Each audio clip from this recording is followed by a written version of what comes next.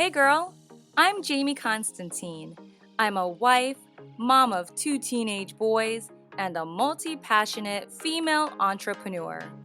I have a vision of a world of confident women who love themselves wholeheartedly. This is my new happy place, and I hope that it becomes yours too. So toss your hair up in that messy bun, grab your cup of coffee, get comfortable, and let's dive in. Welcome to the Happy Girl Podcast. Looking for a little retail therapy and want to shop from the comfort of your own home? Head on over to happygirlpodcast.com, click on our sponsors, and check out None of Your Business Boutique. Enter discount code HAPPYGIRL to save $5 off your purchase. Hi, ladies. Welcome back to another episode of the Happy Girl Podcast. I am your host, Jamie Constantine, and I feel like it's the first day of fall here in Florida because this morning when I woke up, it was 59 degrees. I just knew that when I checked the phone and I walked outside. So I guess I can say like officially Florida, like happy fall, y'all, because the weather is amazing. And such a beautiful day to record here in the COD Podcast recording studio right here in Newport Richey, Florida. I have Maria Johnson here with us on this show today. And this is an extremely powerful, exciting, and it's going to be a really fun conversation too.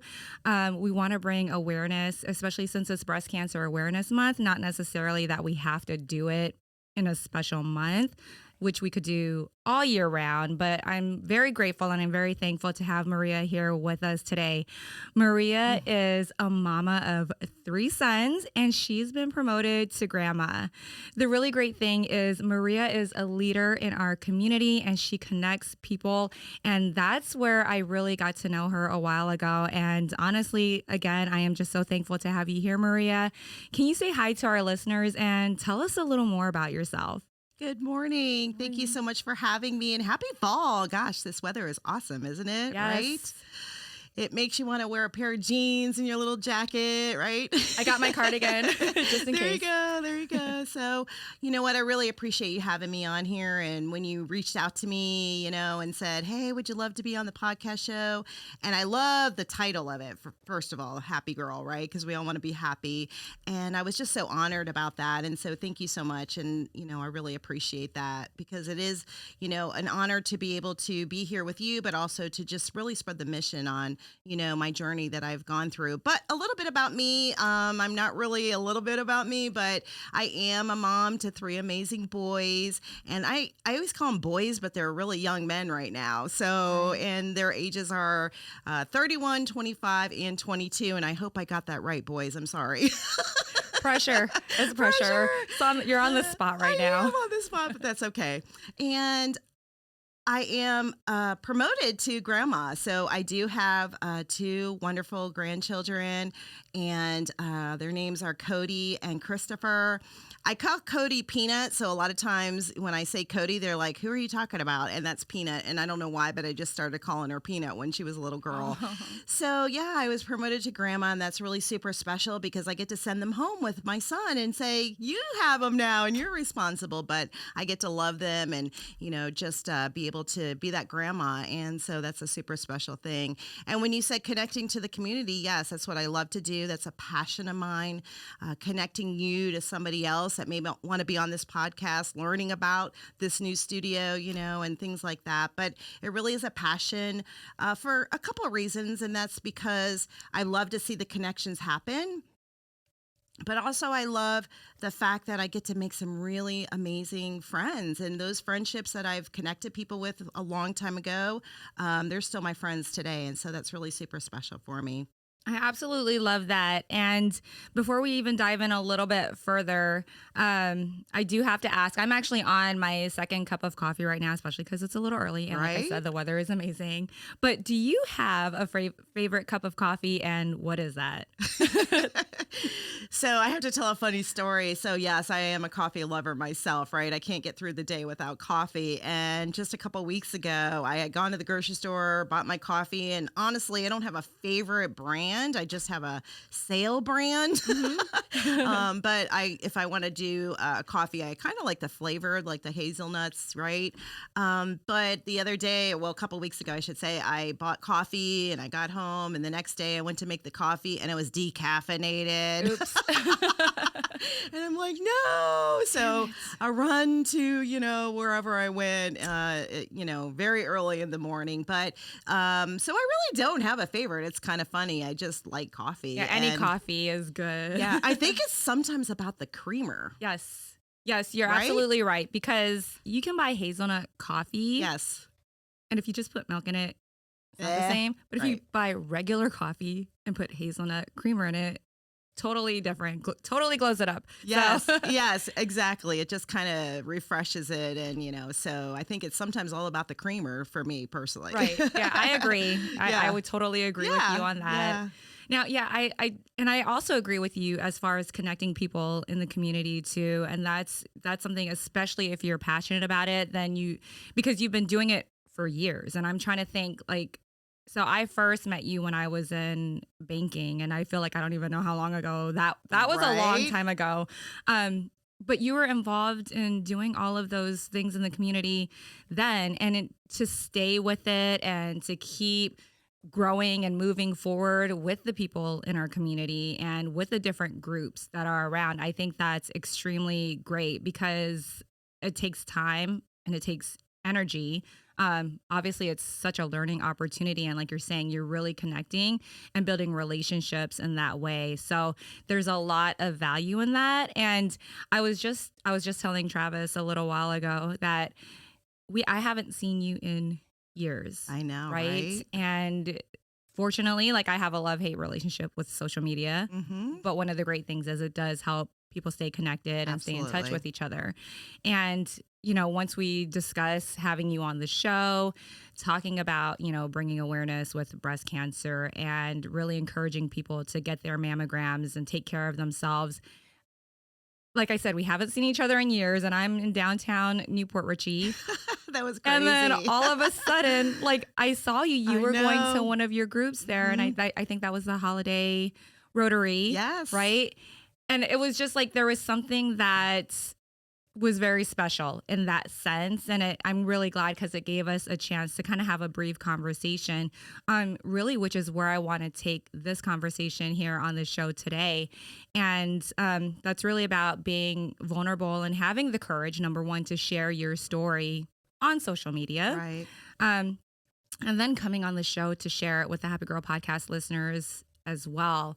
So I would love for you to kind of start, if you can just kind of let me know where it really started for you as far as when you became diagnosed, or really what led up to that point.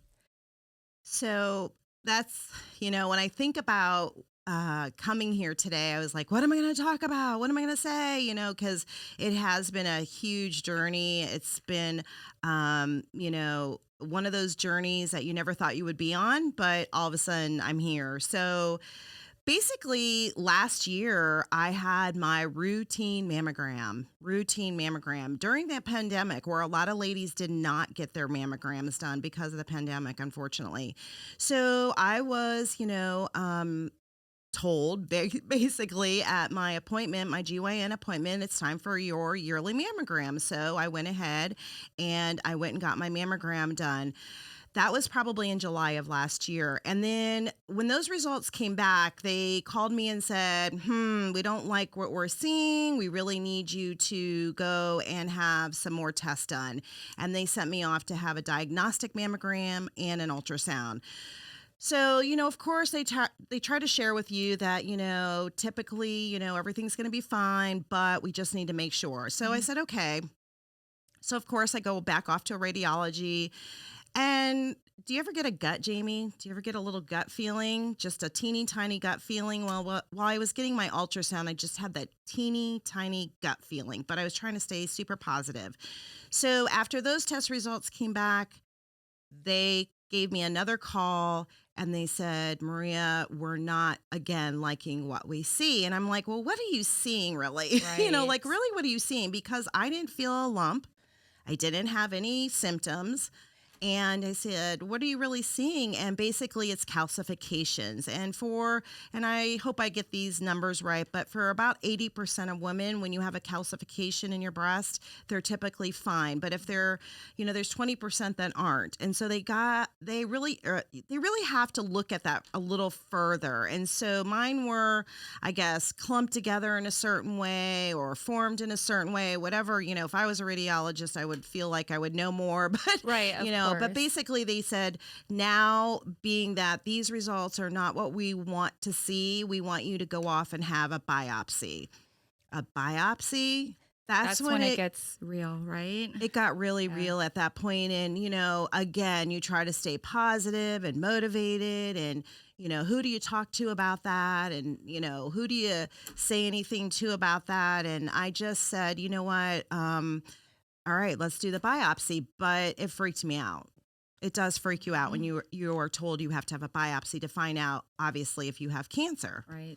So I had the biopsy done, and I am going to tell you that was super tough for me. That was in December.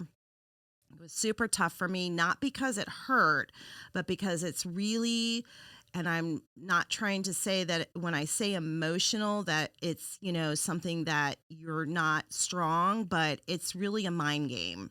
So I really had an emotional meltdown on that table when I was having my biopsy. And luckily I had I do have a wonderful surgeon, and I had wonderful women in the room with me. But it's a process when you have a biopsy. Right. You're in weird situations. They have to put needles in your breast. I mean, it's just awkward.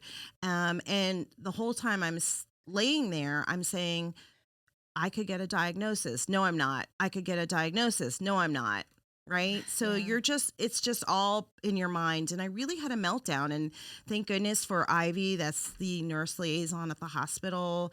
And my dear friend Jen, that I've known forever, that was doing actually the radiology part. And I have to give a big shout out to my surgeon, Dr. Aileen Wright. She's wonderful.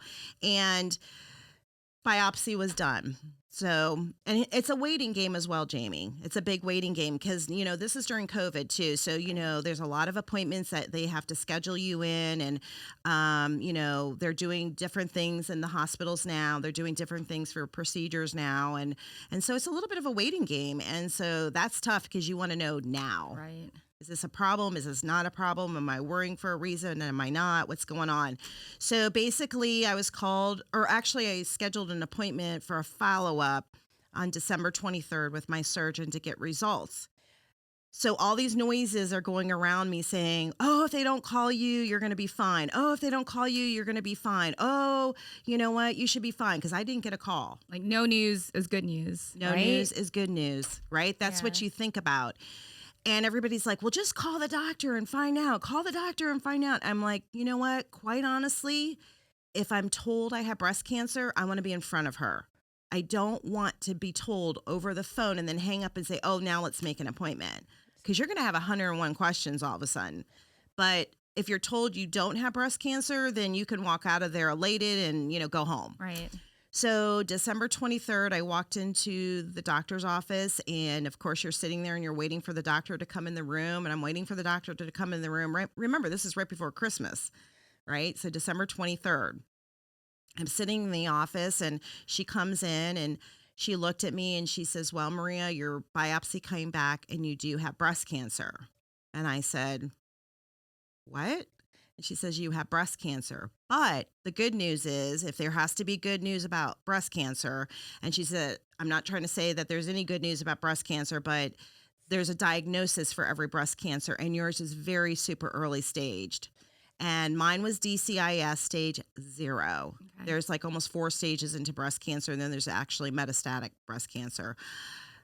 Stage 0 is about the earliest you can catch something, Wow. right? And so that's a super elated thing, but you're still having to treat it. And they Mhm. treat it super aggressively because you do have cancer cells in you. They have to get them out. They don't want it to spread, right? Spread or grow. Correct. And they have to know, by further testing if it has spread or grown or things like that. but you still have breast cancer. Right. So I'll never forget this, but I started crying and I said, and I'm sitting there going, don't cry, you're going to be okay. But what are you going to do? So I start crying and she's like, we're going to go through a treatment plan after the holidays, more waiting time, Jamie. Right. So enjoy your holidays. We'll see you after. Merry Christmas, And so she said, basically, after the holidays, we're going to go ahead and do a treatment plan. But first I need you to do an MRI. But as I was sitting there, I said to her, as I'm crying, I can't do this. This is not something I do. And she's like, you're going to have to take care of yourself, Maria. And I said, but I don't take care of me. I take care of other people. And she lovingly looked at me and she said, it's time to take care of you. Yes. And I said, okay, I have to, yes. right? Because I think you're like me. We want to surround ourselves with people we know and we love, and we want to take care of them. And it's really hard for a woman to take care of themselves, yes.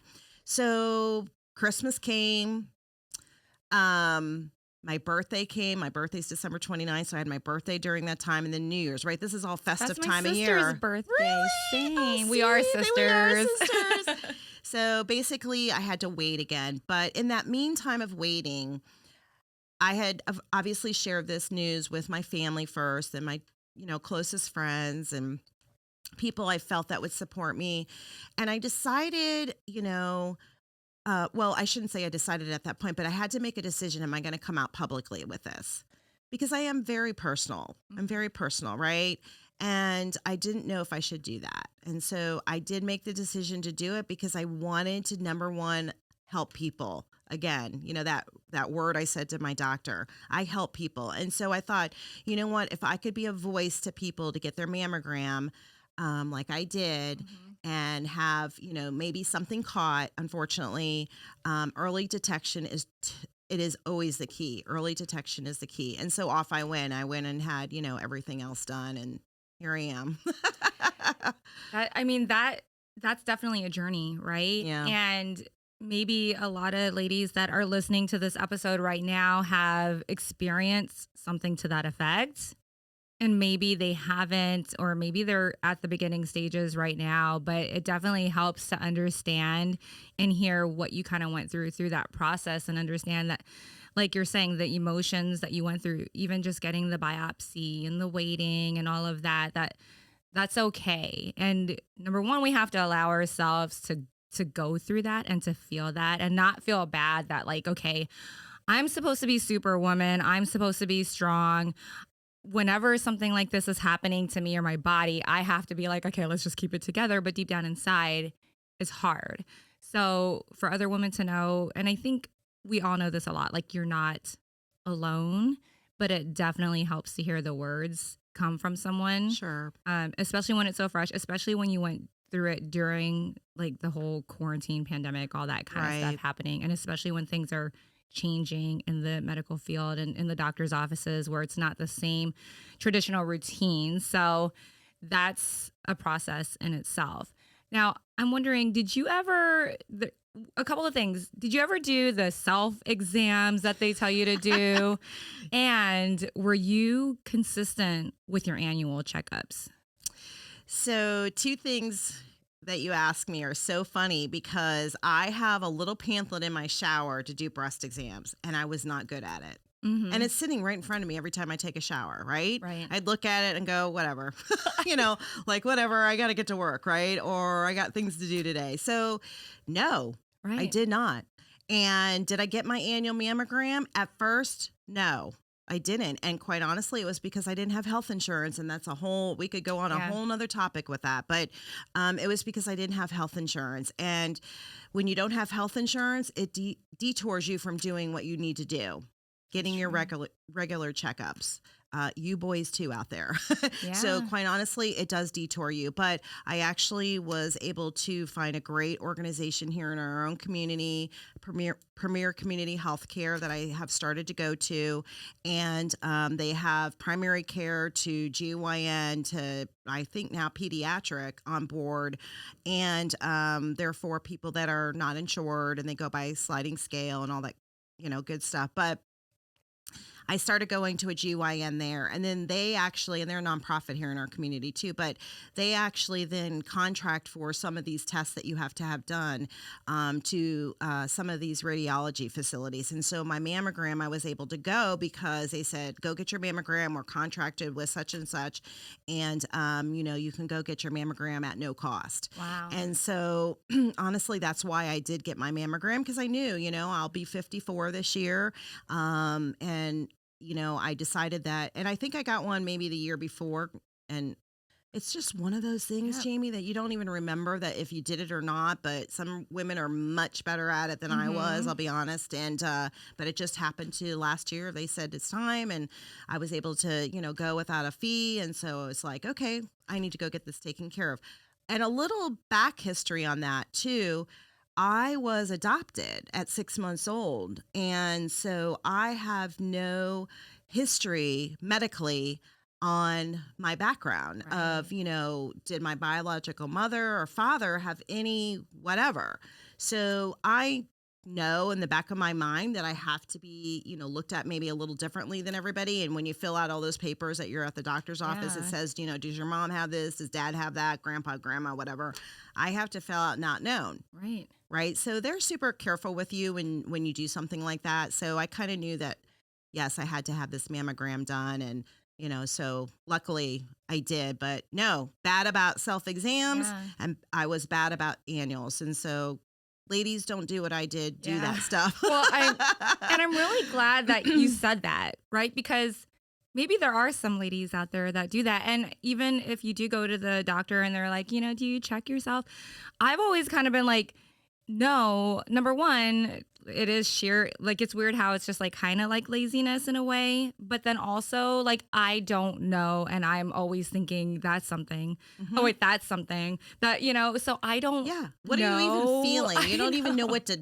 I mean, reality is I think I've heard more and more now that when women feel a lump per se, it's more that all of a sudden they feel a lump, right? Right. And, it's just an unknown thing that's happened. And then all of a sudden they're like, wow, what's that? And Yeah. so luckily they go and get checked.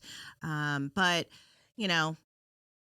being that I didn't think that there was a lump or anything like that, and just, I don't know, complete laziness, I think, more than anything, Yeah. right? Just, I mean, why wouldn't I do it? I had this stinking little pamphlet in my shower. I still do to this day. And it's just like with a lot of things. It's just like, sticking with the diet, sticking to something. You have you have your list there. You have all the resources that you need. And it's just a matter of us taking the time and the energy to do it. And then again, it's us really taking care of ourselves. If you had your Right. friend that did that, you'd be like, girl, you better be checking yourself. But we don't do it for ourselves. No. And even for the annual exams, honestly, I can kind of relate to that too.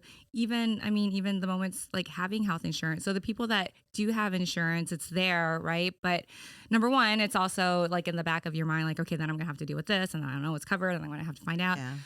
But then the time goes by just from being busy, being a mom, or just doing all the other things and working and all that kind of stuff, and you forget. And I remember like making phone calls to my doctor and be like, because I just knew like I should go to get my Sure. annual checkup because I haven't been in a while. I'm like, I think it's been like a couple, like maybe like more than a year, and they're like, Jamie, it's been like and I was like, oh my gosh, has it been 3 years already? I know, right?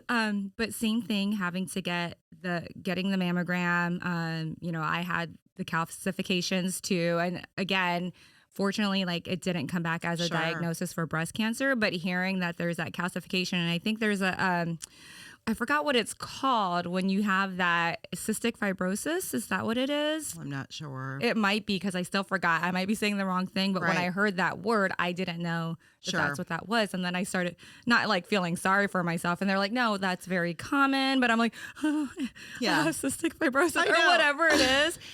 So just like, I can't even imagine, having that diagnosis of the breast cancer. Right. I have been diagnosed with thyroid cancer, so I can understand the same scenario as far as the biopsy process, Yes. and then also wanting to share it because I didn't share it and people didn't know until after the fact, after the surgery, after everything was done, just from like word of mouth. Sure. And then one of the questions that I have for you to see if we can kind of relate on this too, like you're saying, taking care of other people and finding it hard to take care of yourself.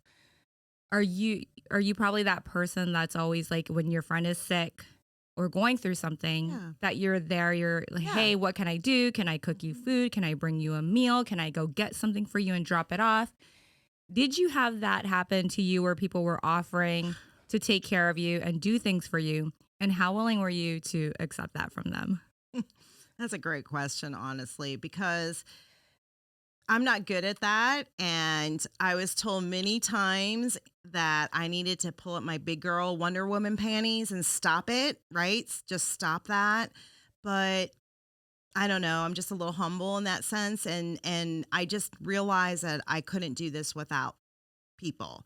And, you wrap yourself around again, those people that are going to love on you and take care of you, right? When you need that. But it was super hard for me. So after my treatment plan of having, a lumpectomy, that is the treatment plan. I decided to have a lumpectomy along with 20 rounds of radiation instead of a mastectomy, and that's a really hard decision to make, quite honestly. What you're going to do, what treatment plan are you going to do? But after I had my surgery, I knew I needed help. So, and again, we're in COVID too, so I so vividly remember going into the hospital and all this kind of stuff. And, good friends, Gigi dropping me off at the hospital, picking me up afterwards, going home. And I live in an apartment, so I had to climb 3 flights of stairs after surgery. And, the joke was Gigi going to get up the stairs? Because I was used to it. But, going home and then, having my Wonder Woman friends, that's what we call each other, wrap themselves around me, come over, feed me, take care of me, flat iron my hair because I felt dirty, and just making me feel like a little pretty, and taking this, nice ugly broth that they give you in surgery, and then cleaning my wound and giving me a shower. It was something that I will never ever forget. And then the community wrapped their love around me too, as well, more than I can even imagine. And it's something that is really hard for me, and I'll probably tear up now, but it's really hard for me to know that people love you like that. But, they do, and I'm so appreciative of that. And I feel like I'm not as good of a person sometimes in that sense. And I'll just be super honest with you, because I want to be there for people. Jamie, I think you feel, Yes. sometimes we just want to be there for people, and I reach out to them, but I might not be as good of a person in that. And so when people wrapped themselves around me, I was just in shock and in awe of the gifts and the flowers and the homemade gestures and the jewelry and, the food. And I kept saying, you know what, I'm by myself. I can't eat all this food. So everybody come over and eat food with me. But, just all this kind of stuff that people wrap their love around me. And, I just kind of learned from all that I need to get better at that. I wasn't as good as I thought I was about that. And so I'm just trying to really be a little bit better about that for everybody else. And it's not that I didn't do something good for people, but, I saw a different love from people that I need to get back to others too. And I don't know if that makes sense, but, it's just that's just what happened. So. As women, we rarely put ourselves first.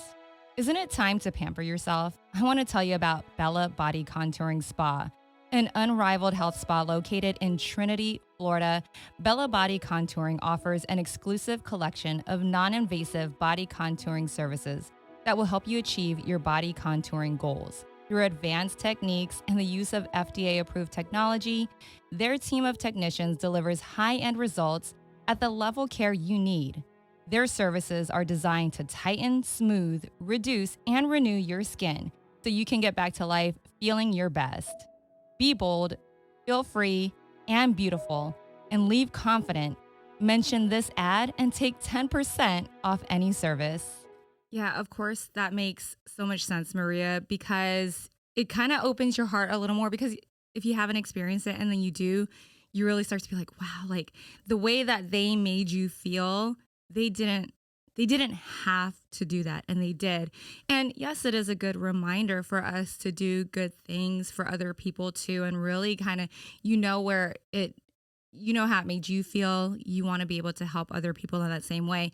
But I think also the bigger reminder is to be willing to accept that from other people. But you really don't know until you go through something like that. But that's something that I love to remind our listeners about is be willing to accept help. It's not easy. Like even me saying it, like it's not easy. And then also be willing to ask for help too, because that asking for help is probably even harder than accepting it. So fortunately, you're surrounded by amazing people, like you're saying, your friends, the community who came together to help take care of you. And I think in a sense, when women are going through something like this and, it's a scary time, fortunately for you, and I know that you're still going through things and you're still going through appointments and you're still in it, right? Absolutely. But fortunately, the timing, everything, however it worked out for you to get your mammogram and to get checked and tested and have your ultrasounds, especially when you weren't able to do it before.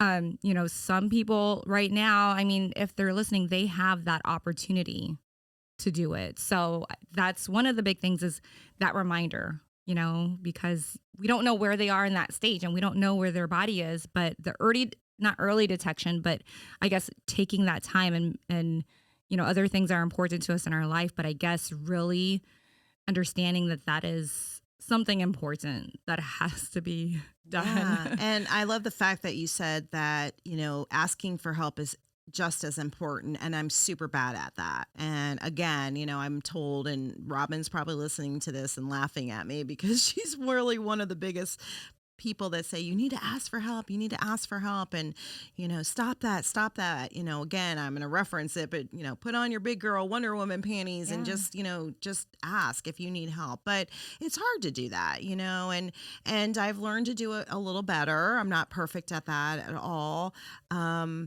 But sometimes you just have to do that. And a lot of this is a journey that I will never stop being on. I don't even think, because I am in, continued treatment. And I shared with you that one of the next steps after I had surgery and radiation is my breast cancer is hormone positive. So it's estrogen driven. So they test that during, I think it was the biopsies. And I have to be on 5 years of hormone therapy. And so they decide on what type, and that's a medication every day, basically. And, when I think about that part, I'm like, so for 5 years, I'm going to take a little pill to stop, the estrogen to produce in my body, to stop the cancer. So every day for 5 years, I got to think about this. Right. That's not easy sometimes. And somebody's like, oh, I've kind of heard it out there, take the medicine and, you're good to go. Well, you are, I'm a survivor, proud to say that. Because they check all that after surgery to make sure that there's no cancer anymore. And that's why they do radiation, et cetera. But I have to think about that for 5 years. And then after 5 years is over, now what? Do I have, what is my thought process going to be? Like, is it going to come back? Is it going to come back in the other breast? What's going to happen?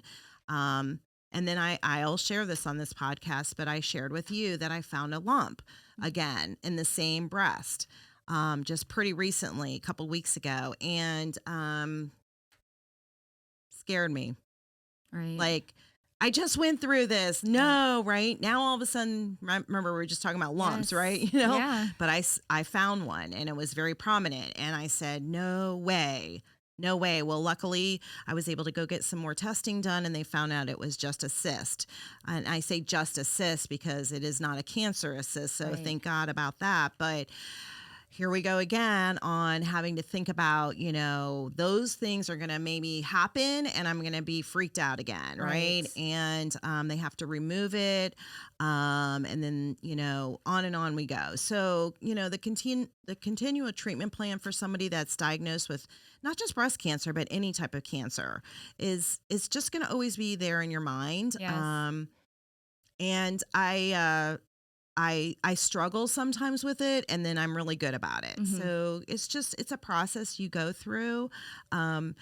And I want to share this too. I'm community driven, right? I have to put a community face out there a lot of times. And that's a hard thing to do, Jamie, because I want to be positive for people when I'm doing what I do in the community, with my work and things like that. I don't need people to go, here she goes again. She's struggling today, right? Mhm.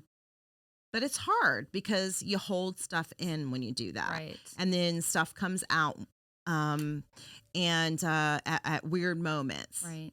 So, so you just have to really just say to yourself, every single day you have to go moment by moment, minute by minute, hour by hour, day by day, week by week, and on we go. So, Yes. yeah. So get your mammograms. Yeah. And before we get, I want to have not the customers. Why am I even saying customers? Because we're going to go shopping We're going afterward, shopping. girlfriend. Retail therapy on my mind. Let's go. I'm like, what am I even saying? Right? It's okay. So I would love to have the listeners find a way where they can get in touch with you. Sure. For all the things. Number one, just being able to connect in the community, Yeah. whether they're business owners, anything like that.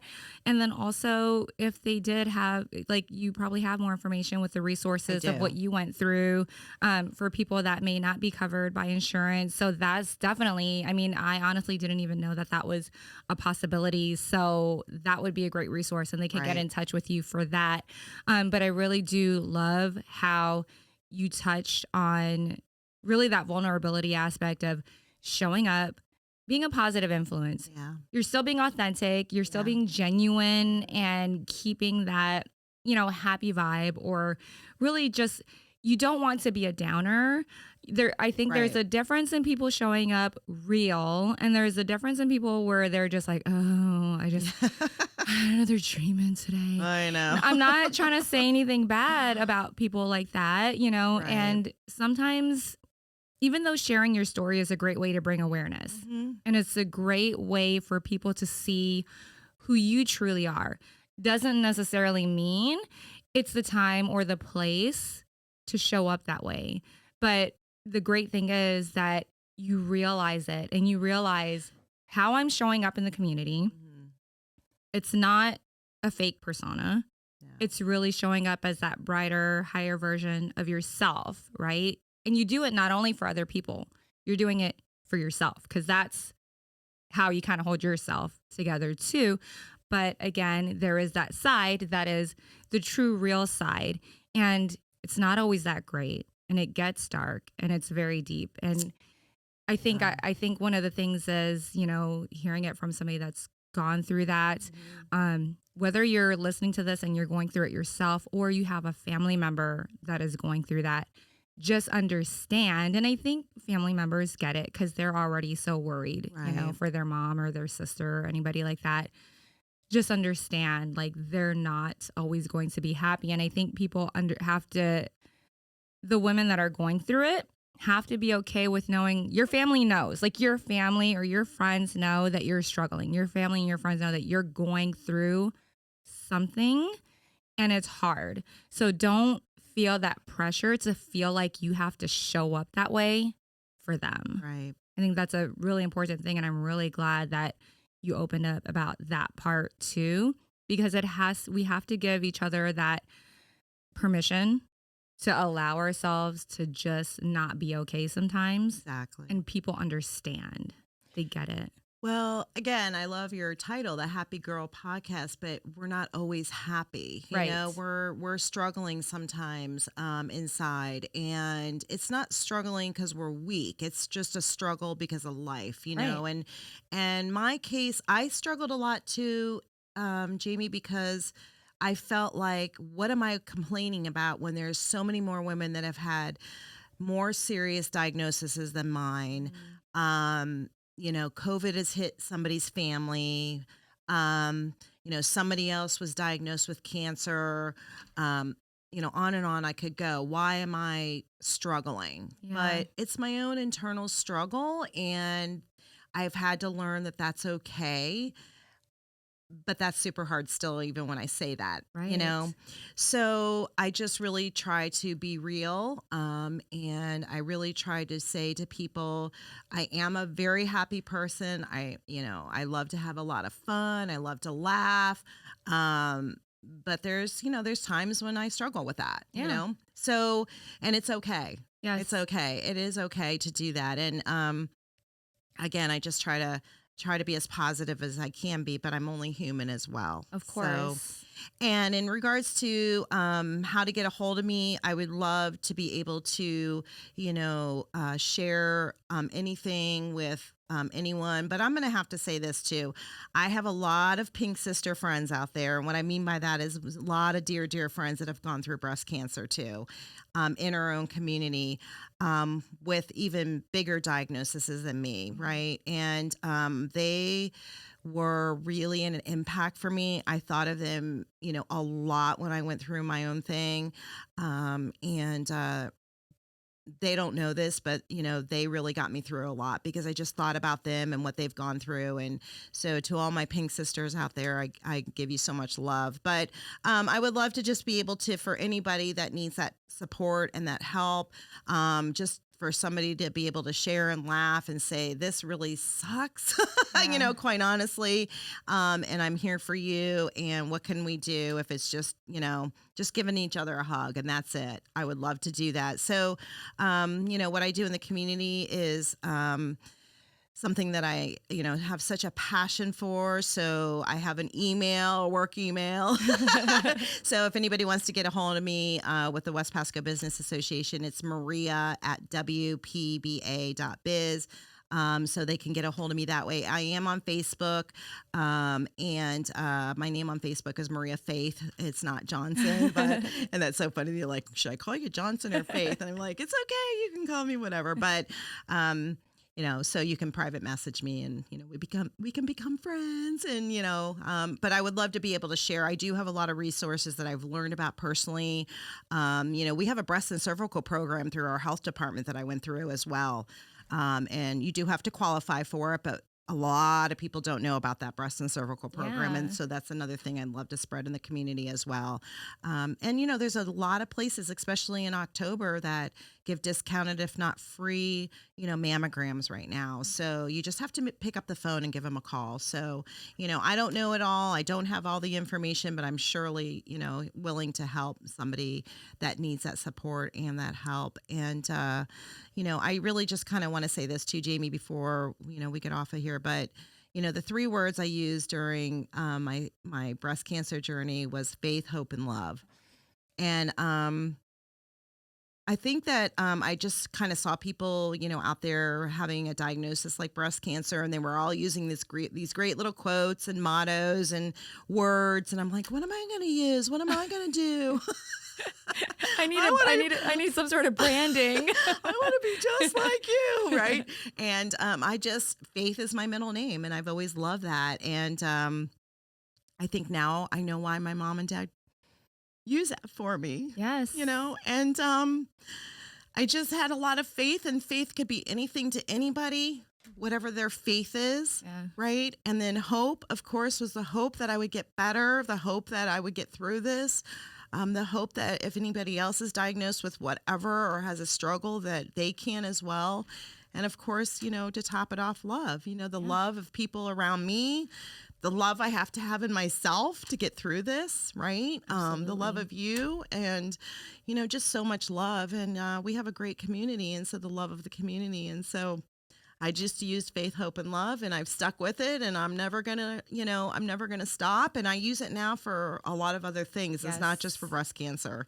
It's not for just this journey, but I think faith, hope, and love really can, speak to people in all different ways. So Definitely. everybody get their mammogram, use faith, hope, and love for whatever you do, because they're three simple words. I actually found a little plaque at Ross or Marshall's, and it says three simple words: faith, hope, and love. And people would give me all kinds of little stuff with faith, hope, and love. So Absolutely. That is so important and extremely powerful, but yet, like you're saying, very simple words but extremely powerful for us to believe it in ourselves. Super powerful. And to have that. And yes, you mentioned the name of the podcast is the Happy Girl Podcast. And one of the things is, we're not always completely happy-go-lucky. It's not rainbow, sunshine, and unicorns like yes, everybody we are, girlfriend. thinks.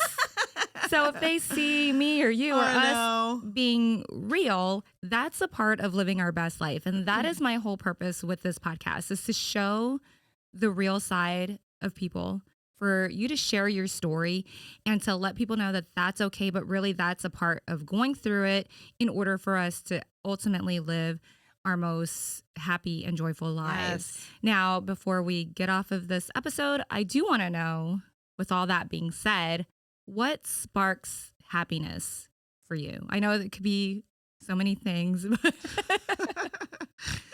Oh, goodness. What sparks happiness for me?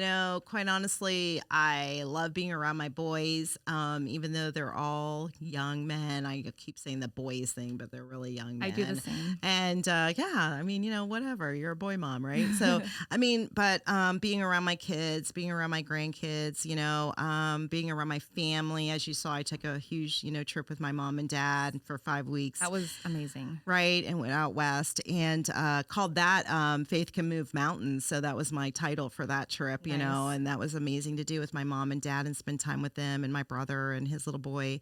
And, but that's a new little happiness too, is like, I love to travel more. Good. That was really cool. So, we have a beautiful country and, Yes. and go explore it. But I think being happy too is really my friends, being around my friends and just doing happy things, and remembering to yourself that no, it's not all about being happy sometimes, right? We're not going to always be happy, but go through your struggle, do what you have to do, cry if you have to, have your breakdown if you have to, but in the end, try to find something to make you happy. Yes. If that's not eating a piece of pizza or, drinking your favorite coffee or, whatever it is, go find something to make you happy. And there's a lot of things. Go watch a great Netflix show, right? Or I don't know what it is. Yeah. Just go find your happiness somehow, some way, because there is something out there to make you happy. So I have a lot of things that make me happy. So I do. It is, Gotta pick something. Gotta pick something. Yeah, like pick something. That's typically really hard. That's so good. Dancing makes me happy too. There you go. See, there's so many things. There are so many. We could do a whole episode on the things that make us happy. Let's do a happy day. We will. Yes. Well, I'm so grateful, Maria, that you were here to share your story and to bring awareness for breast cancer and getting mammograms and just getting checked out and taking care of your body. If you want to reference this episode and so much more, ladies, head on over to thehappygirlpodcast.com. Thank you, Maria. Thank you, Jamie. Yay. You're beautiful. You're my sister. I'm over here giving you the biggest virtual hug because you just finished another episode of the Happy Girl Podcast. Wow, did that just go by way too fast? If you want more, head over to happygirlpodcast.com for show notes and discount codes from all of the sponsors. And if you're looking for a tribe of women just like you to bounce ideas and ask questions, be sure to join my exclusive community on Facebook. The link is waiting for you at happygirlpodcast.com.